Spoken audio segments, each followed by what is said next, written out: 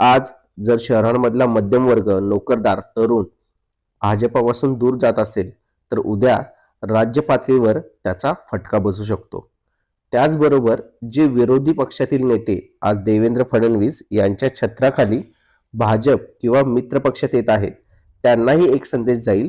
जर जनतेत फडणवीस यांचं स्थान डळमळीत होत असेल तर आपण ज्या नेतृत्वावर विसंबून किंवा अवलंबून आहोत ते किती सुरक्षित आहे. परिणामी आज जे विरोधक ऐकणारे आहेत, मानणारे आहेत, तेच उद्या अंतर ठेवायला सुरुवात करू शकतात. राजकारणात सत्ता दिसते तोपर्यंत सोबत असते आणि जनतेचा कौल बदलू लागला की चित्रही बदलतं.